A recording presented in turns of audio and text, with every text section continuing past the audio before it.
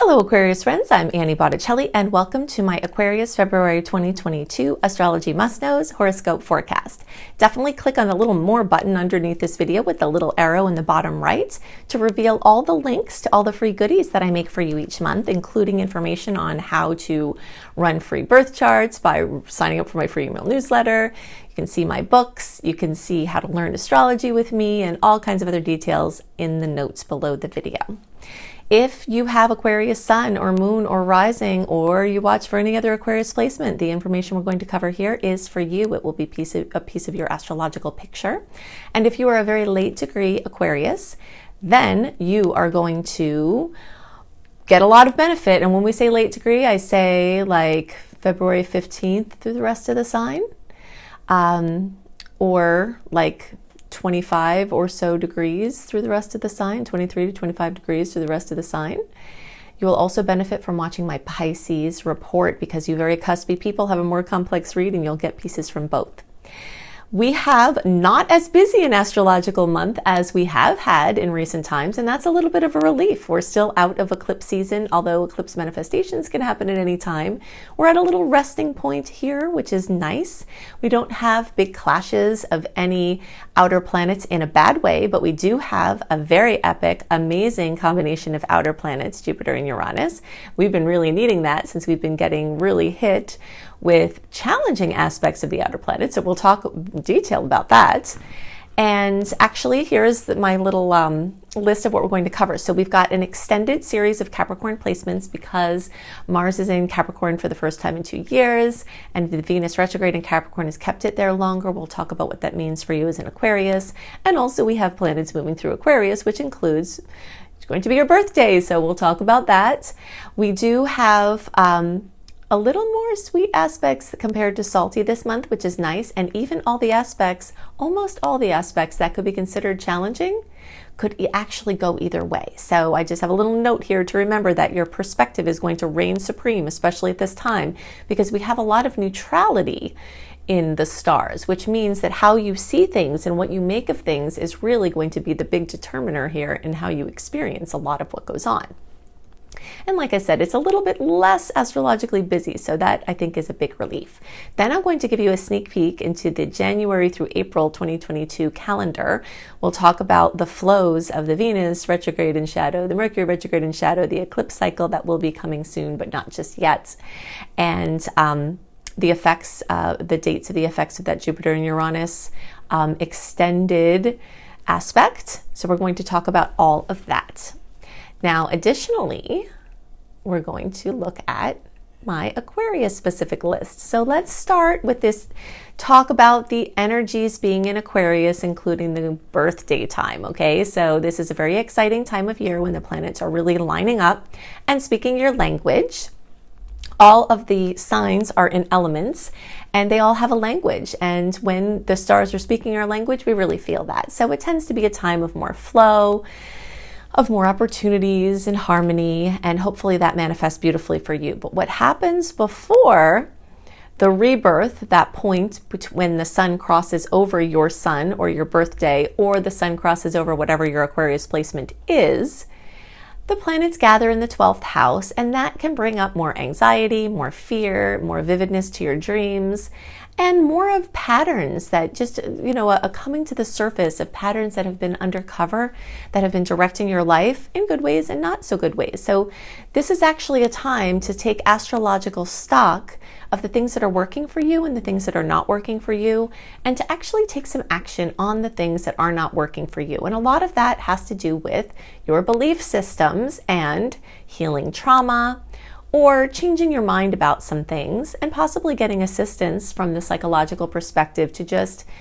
clear these patterns that are interfering with you living your best life. Definitely look into tools like EFT, the emotional freedom technique, to clear anxiety, because sometimes when this 12th house gets flooded, as it is for you now, it just increases that anxiety, and the desire to self-medicate or to party or to kind of try to suppress it is going to be stronger for many people, and that is not serving you to heal the actual issues. So you have an opportunity here to really just look into what's going on and do something about whatever is bothering you. So that's very exciting. And then when the planets cross over your Aquarius placement, it's the time for the rebirth. So you've got a very full first house, which is about rebirth, regeneration, new things. And this is also about your image and kind of taking stock of what you're presenting out into the world and your physical body and your relationship with your physical body and those kind of things. So this energy can actually bring a lot of recognition as well, or attention to you, for better or worse. So it might be that you've been needing some attention because of some health things, or that you've been working on something and you've been hoping to get recognized for it, and that could come through with the energies gathering here. And you can just change your relationship to yourself and redefine your purpose. Just kind of tune in and say, like, are you on track with the things in your life? Do you feel like you're living the life that you want? And if not, you can ask the questions and even start to take the actions about what will put you more on onto the path of the life of your dreams. So if it is your birthday, happy birthday, and definitely search for Annie Botticelli, Making Wishes Come True, to see how you can make the most of your birthday wishes. Birthday wishes are very powerful because the sun represents what we want. Every planet in the zodiac represents different experiences of being human, and the sun is our desires. And that's why when the sun in the sky comes back to the same point that it was at when you were born, this is a portal that opens for wishing, which is where birthdays came from. Birthday wishes are astrologically based. That's where that tradition comes from. So happy birthday. Now, the next thing I want to talk about is this brilliant new moon on February 1st. Whenever we have a new moon in our sign, this is always a very auspicious time, especially if your birthday is around February 1st. And we'll say like the last 5 days or so of January, the first 5 days or so of February, and with the first being the most powerful, you're working that the closer you are to the first, you're working that, or for that matter, like around 11 degrees, if you have, the closer to 11 degrees or so, if you're watching for another Aquarius placement, the more this energy is getting worked into your cycle. But if it's your birthday, it's actually getting programmed into your solar return chart, which means that you'll have the energy of the new moon for the entire birthday year. Now, in some ways, we do have are working with whatever comes up here for a full, 13 moon cycle. So pay attention. Something else of special note at this time is that Saturn is going to actually be conjunct this event. So Saturn is, it's kind of a big deal. That's where Saturn is. And it's, and I said 11 degrees earlier. This is what I'm just kind of rolling in my mind now. It's actually 12 degrees. So the closer to 12 degrees you are, that's what the new moon is going to be at. Then the more powerful, and so the days around the first are going to be hit that way.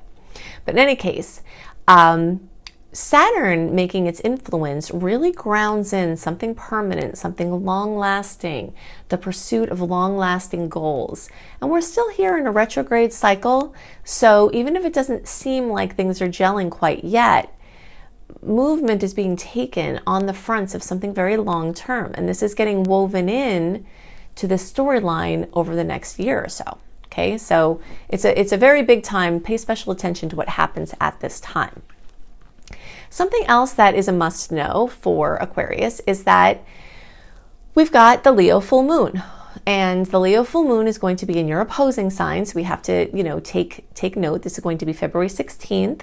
Leo is the sign of drama, literally, like the dramatic arts, acting and all of that kind of thing, theater. So whenever there's a full moon, which also tends to bring drama, and it's in Leo, expect that it's going to be more dramatic. And it doesn't have to be a bad drama. It could be a good drama. But things involving, romance and children and pregnancy, hobbies, fun, things for your bucket list, things like that, you might find are actually gelling in a big way. And you might find that something really fun could be going on for you. Or that you're starting to see movement towards something that you've really been always wanting to do, might be happening very soon. Now, this is going to affect all Aquarius placements, but the closer you are to 27 degrees, so this is more our late degree friends. So this is, we'll say, like 22 degrees through the rest of the sign. And that's going to be, so around March 15th or so through the rest of the sign. And the closer you are to like March 18th, 19th, you know, those days around there, the more impact you'll have, because this full moon is at 27 degrees of Leo. So you'll be closer to the opposition the closer you are to 27 degrees. And remember, if you don't know where these placements are, go to AnnieHelpsYou.com. Get your free email newsletter from me. We'll have in the welcome letter how you can run free birth charts. You can run a free birth chart and come back and listen again. And you'll also get a write-up of all the sweet and salty dates of the month and what to expect from them and what days they occur on. And so, you know, I go into even more details about the different aspects and the different days in that newsletter, which is another perk that you get along with running the birth chart access. But I'm always encouraging you to go deeper into your chart, because I'm an astrology teacher, you know, and that's what my area of focus is, trying to help you use these energies in deeper ways. Okay, so now we're going to look at this beautiful calendar, and I'll explain how most of the month is in retrograde, what that means, what kind of things it's good to do, what point we switch over into direct motion, what that means, what it's good to do.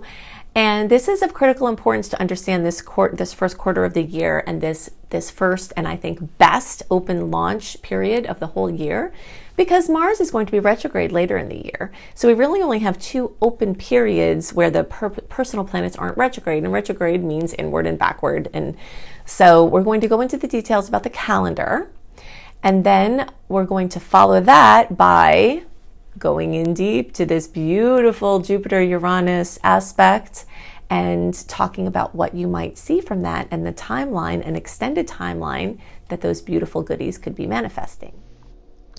Okay, so to better understand the energies of February and how to use them, it will be very helpful to understand the energies that are surrounding February and running our compare and contrast. And plus you get a sneak peek into the whole full first quarter of 2022.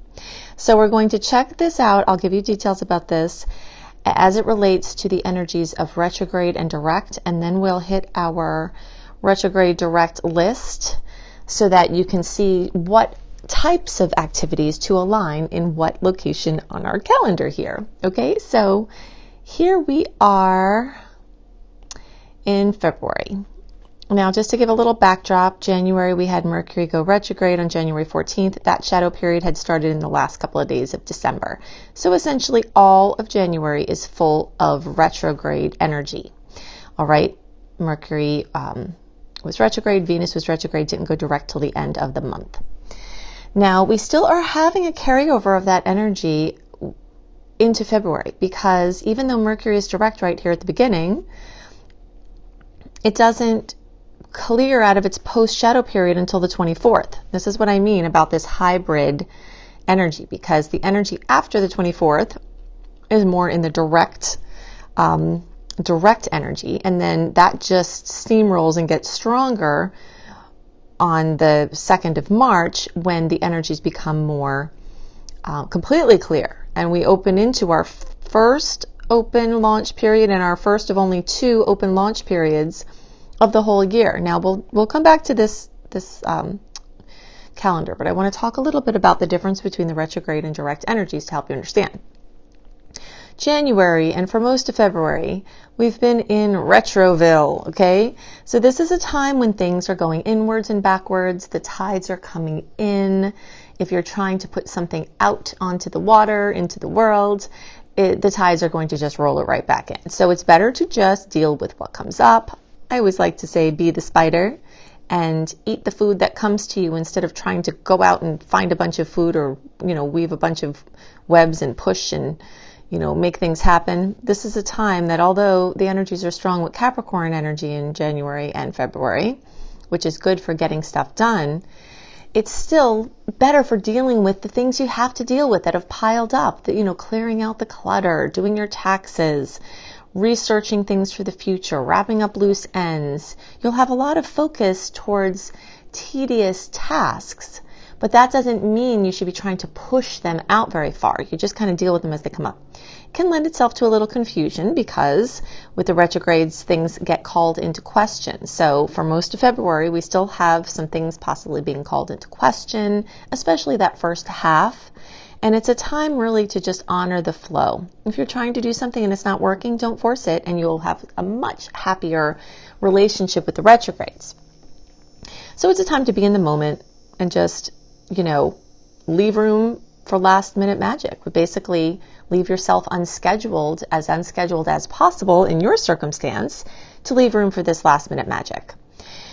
Okay, so just to go back now, this retro that we talked about, this is all of January and pretty much the first half of February, with it starting to wane after the second half of February as we get towards February 24th. But then once we get into February 24th and being triumphantly reiterated as we get to March 2nd, and then very strong from March 2nd through April 27th, is the big open time for launches. So let's look at what that means. So that is the direct energy. Direct in this instance is talking about no personal planets being retrograde. Personal planets, Venus, Mercury, Mars are the personal planets that go retrograde. And we have another retrograde year here because we've got Mars retrograde towards the end of the year. So we've only got another time, part of June, all of July, part of August, that will be completely free from personal planet retrogrades. And of those two windows, this window, this March 2nd through April 27th window is even more strong for launches than that June through August one, because we've got all these Aries energies that will be coming up in March. And that is really good for bursting things out into the world. So here's where you want to do your big launches, your big life dream decisions, get your book out, engagements, weddings, marriages. Spring or fall for you all down under is a lovely time for weddings. And this is a really fantastic time in the stars.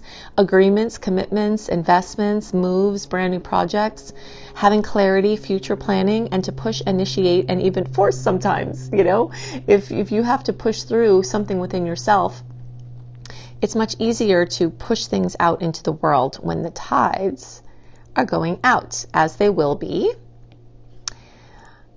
towards the end of February. Okay, so once we get around Valentine's Day, February 14th, things are starting to look pretty clear. We still have another 10 days of the haze until we get it completely clear. And then we still have a little lingering energy of Venus, Venus, of course, ruling love, beauty, money.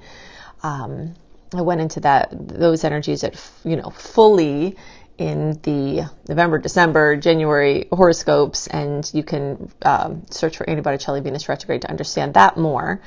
But that's very, very important to understand. Okay, so while we've got our calendar here, let's just hit a couple of more points. Eclipse season is going to start mid-March because it starts around 4 to 6 weeks before the first eclipse, which in this case actually is April 30th. And then there's one in May as well. These are the Taurus-Scorpio eclipses. And so those types of, big changes, the anxiety, the butterflies, the feeling like your finger's stuck in a socket, we've got a break here in February from that. Because even though we can see eclipse news or eclipse-related news come in at any time during the years of the eclipse cycle, they tend to heat up in the 4 to 6 weeks before the eclipse. So this February time is really nice in that way, that we are free of the heat of eclipse season. And actually, February is one of the most non-eventful astrological months of the whole year. We've, a lot of times we've got a lot of things going on. In February, we have a little bit less. So it's just kind of, it's a hybrid in the way that it's, retrograde for part and direct for part. But we don't have as many planets clashing. We don't have any of the big negative planet clashes that we've been having. And actually we have a super positive one, which we're going to talk about more after this. But I just want to show you the dates on the calendar here. Mid-January through mid-March this Jupiter sextile Uranus aspect. Now, you know, we've been getting shellacked by outer planets connecting in a difficult way. When outer planets come together, it's very powerful and have very strong lasting effects for everybody, and the aspects usually last for a long time because those planets are slower moving.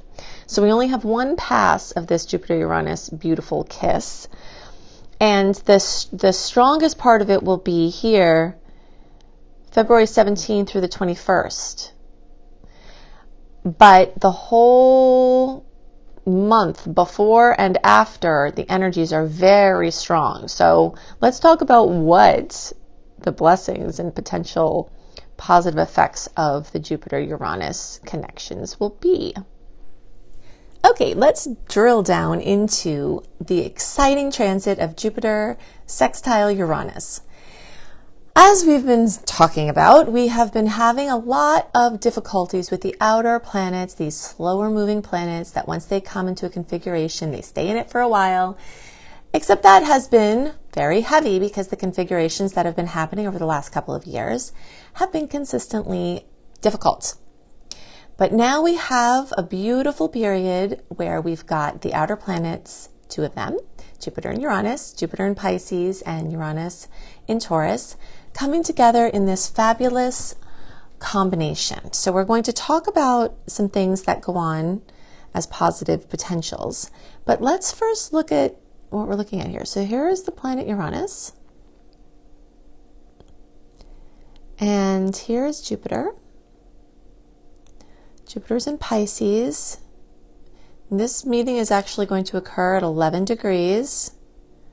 Okay, so once Jupiter moves to the 11 degree of Pisces position, it will lock in place into a sextile, which is a 60-degree angle. If you've been listening to my work for a while, you know that a 60-degree angle is the opportunity angle. It's the ingredients on a counter angle where we're presented with a bunch of different options to make beautiful meals in our lives. That's a figurative and possibly literal as well. But we have to do something with it. So this is a time where you have to really look for, sometimes it will be apparent, but you have to look for and do something with the potentials, and then you can activate this expansion of Jupiter, the intuition and artistic connectedness to all things of Pisces, the emotional high EQ, and this Uranus, the innovation and surprises and sudden insights and sudden events in this grounded energy of Taurus, meaning the very unstable energy of Uranus is able to be much more manifested into form, which is a hard thing to do with Uranus. It's very fleeting. So the combination of the solidness of the earth placement, the really just innovative and futuristic energies of Uranus, combined with this beautiful, emotional, intuitive, expansive energy. So anything that combines all of those energies, there will be lots of opportunities. Now, the dates that are most active are February 17th through the 21st. This is the big day when the official degree and minute line up, but they're still matching at 11 degrees through this time, from February 17th to February 21st. But from all of mid-January, and sensitive people could feel it a little sooner, even beginning of January, possibly even sooner, but certainly mid-January through mid-March. And again, sensitive people, if you're looking out, you might see those effects kind of drizzling in later. But we've definitely got a 2-month period where this energy is very strong and very usable. So we could discover the power of rest and quiet revealing itself in wonderful ways. Through sudden insights, problem solving, awarenesses of the past, dips into the future. In this particular configuration, daring to do something different can yield very positive results. Now, I'm not talking about, and here we can kind of talk about this, indulging in a crazy idea can work out big time. We're not talking about super reckless, very dangerous things necessarily, unless intuitively there's something very specific in that for you. But in general, this is something with like a calculated risk. That Taurus energy with the Uranus really likes that calculated risk, but just having the daringness to do something different. And that's very subjective. So you doing something different, can feel like a big deal to you, this thing you're going to do. But someone else might not think twice about doing that particular thing. So it's a relative experience, but it could work out really well. Taking a step away from an issue or a pattern could reveal sudden life-changing insights and outcomes. So that's this, Jupiter in Pisces, where we're expanding that quiet space. I like to call it the space of private personal pursuits. And then anything artistic in nature, finding your voice with your art, stepping into art for the first time, expanding the artistic endeavors you have. Artistic endeavors can take on more special significance at this time. And any psychological or other inner work can actually expand even further and include sudden healings of addictions, fear, or anxiety. Now, just to, be very raw here, as humans, we're probably never going to be completely free of fear, right? But the patterns and the addictive pattern of feeling when we have to be afraid, we could have some major impact here, including perfect practitioners that come in, modalities that come in that can be helpful, or our sudden and clear commitment to use tools to help us to calm down when we get anxious. Tools like EFT, the emotional freedom technique. There are so many tools you can look for, tools to clear fear, tools, self-help for anxiety. And of course, if it's very extreme and you need help, then this might be a time where you can find someone that can really help you. And innovation and intuition commingling in powerful ways. So this is just a really magical time full of promise, with that little note, though, the little footnote that says, but hey, it's a sextile, so you might actually have to do something with those possibilities that are surrounding you to activate their full glory. Okay, so I've given you lots to work with to help you make the most of the energies this month and to help you understand the energetic patterns at work and play. And if you'd like more resources, I've got all of these here. You can additionally go to the little more button, the little arrow underneath the bottom right of the video. Click on that, and all of the links that I'm giving you here will be clickable, right? So if you're looking for reading options, including a beautiful, very detailed 45-minute audio of your birth chart for $33 from my brilliant husband, you can find that at anniebclarity.com. You can go to anniehelpsyou.com, sign up for my free email newsletter. This is where you can access running a free birth chart. This is where you access my 28-day in-depth virtual coaching program called Shine for free. This is also where you'll find tons of blogs, and you get lots of other perks for being on my newsletter list. If you're looking for written horoscopes by me, always up a month early, you can go to cozybysweetstarlight.com. If you haven't seen this site, go to it. It is so beautiful. We've got, me and my team have lots of amazing astrology-inspired blogs and healthy living blogs. We've got hypnosis for all the signs. We've got healing frequencies for all the signs. I've got the written horoscopes that I write. We have yoga for all the signs. So it's just a very beautiful, comprehensive site. If you're looking for free courses on how to manifest money and wellness, you can go to lumlife.com, my school, Luminous Life Multiversity, LUMLIFE. You can also find my astrology education courses here, including my behemoth of a master course called Becoming a Professional Astrologer Mastery Course, which you can fully utilize even if you don't want to be a professional astrologer, but it certainly will get you up to the level where you could be and show you how to make your business a success. And payment plans are available there too.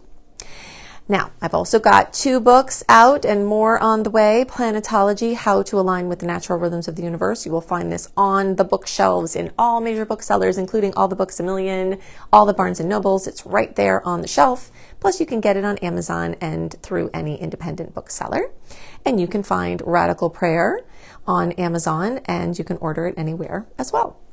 So I hope you have a wonderful month, and I'll see you next month. Bye.